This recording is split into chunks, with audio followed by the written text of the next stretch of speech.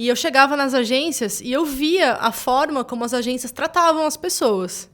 Que era com total descaso, né? A pessoa fica 2, 3 horas na fila, chega lá, pega o currículo, joga numa caixa, joga dentro de uma gaveta, põe num arquivo. E eu, olhando aquele movimento, eu nunca tinha procurado emprego. Eu nunca tinha ido pra rua procurar emprego. Eu vinha de 2 concursos, né? Basicamente, 2 empregos públicos. Então, não tinha passado por isso. E eu olhei para aquilo e falei, gente, caramba, meu, a gente entra na área de RH muito com aquela fantasia de, eu quero ajudar pessoas, eu gosto de gente, eu vou trabalhar com RH, né? Você gosta de pessoas, então vai fazer RH que você vai dar certo. Pô, aquelas pessoas que estão trabalhando nas agências são profissionais de RH, são colegas meus, né, de formação, que estão lá. Zero cuidando de gente.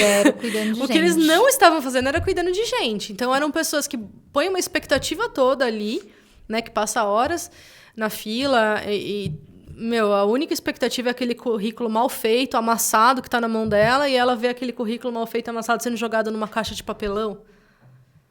E ela vai continuar morando no gráfico do desemprego lá do Jornal Nacional? Sim. É isso, né? Então, o desemprego é isso?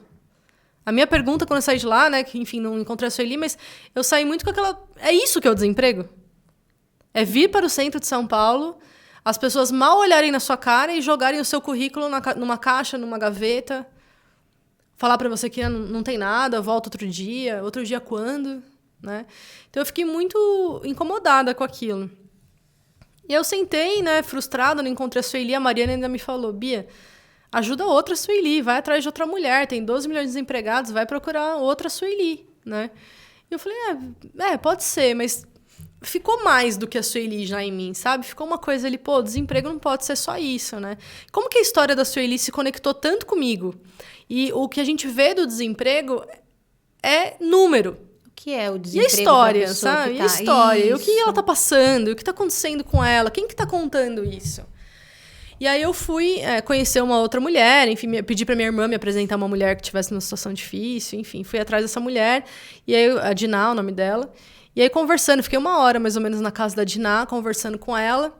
E eu voltei, assim, apaixonada pela história dela, sabe? Falando, que mulher incrível, que trajetória incrível. Passando uma baita dificuldade, morando num casebre, lá no Morro do Macaco, em Cotia. Doente, perdendo a visão, marido com câncer, uma filha de 7 anos. Eram, assim, claramente ela estava precisando de intervenção de assistência social mesmo, ajuda do governo, né? Mas, enfim, não estava tendo também, né? Eu falei, vou escrever a história dela. Eu sempre gostei muito de escrever, né? Quem me acompanha sabe que tem um monte de textão lá no LinkedIn, porque eu gosto muito de escrever. E eu escrevi a história da Diná, né? A história que ela me contou dela e tal. E a minha irmã se emocionou muito com a história. Ela falou, Bi, conheço a Diná há anos. Eu nunca tinha olhado pra Diná com esses olhos que você tem. Ela falou, olhar seu cirúrgico, isso. Assim. Um olhar que é...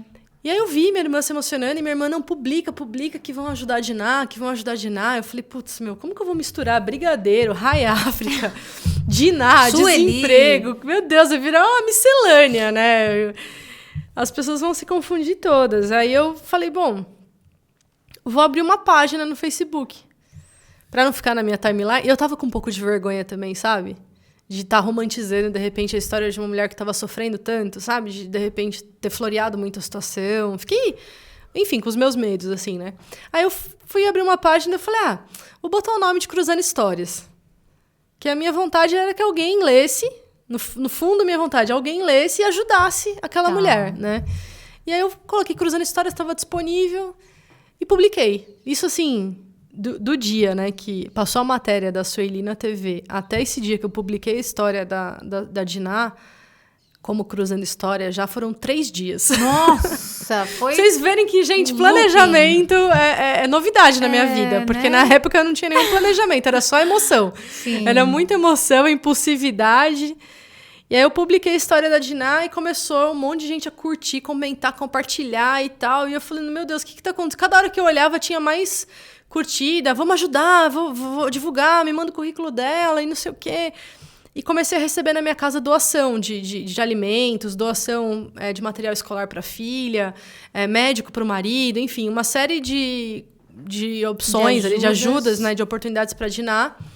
Só que no meio desse pessoal querendo ajudar, apareceram pessoas que estavam desempregadas e que queriam conversar comigo. Então, eu recebi assim, oi, Bia, tudo bem? Eu li a história da Diná, que é emocionante. Eu também perdi meu emprego há 1 ano, eu perdi meu emprego há 5 meses. Eu tô desempregada há 4 meses. Eu tô passando por isso.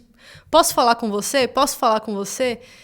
E eu falava, legal, né? Mas tá, vamos, né? Vamos conversar. E ali, nas primeiras conversas no inbox da página, no privado lá, eu já senti que eu não sabia nada sobre o desemprego. Aquela minha ideia curta de que se eu ficasse desempregada eu ia ficar sem dinheiro, eu ia ficar sem pagar boleto, é uma realidade, tá? Não tô falando que não é, realmente fica sem dinheiro, mas não era só aquilo. O que é mais ficar desempregado? Qual é o sentimento? Se hoje, assim, e olha que eu já, né, escutei milhares de pessoas desempregadas, assim, eu falo pertencer a alguma coisa, a alguma estrutura, a ter uma rotina, a produzir. O pertencimento é o mais cruel para as pessoas. Elas querem pertencer a algo. Então, não pertencer a nada, a organização nenhuma, que quer que seja, boa, ruim, pequena, grande, etc., para nós adultos é muito forte. É muito comum, principalmente aqui em São Paulo, né, Vivi, as pessoas falarem, você vive... E você trabalha em quê? Você trabalha onde? Vive da onde? Da onde? Né? Da onde, então, sim. quando a gente tem um crachá, a gente se apresenta síndrome do como, crachá, né? né? A gente se apresenta, eu sou a Bia que trabalho na Cruzando Histórias. Eu sou a Bia da Cruzando Histórias. Hoje é como se fosse um sobrenome, Bia da Cruzando Histórias. As pessoas não falam, é Bia da Cruzando Histórias, não é só Bia, é Bia da Cruzando Histórias. Então, a gente sempre tem esse sobrenome corporativo. E perder esse sobrenome é um processo de luto que é muito dolorido.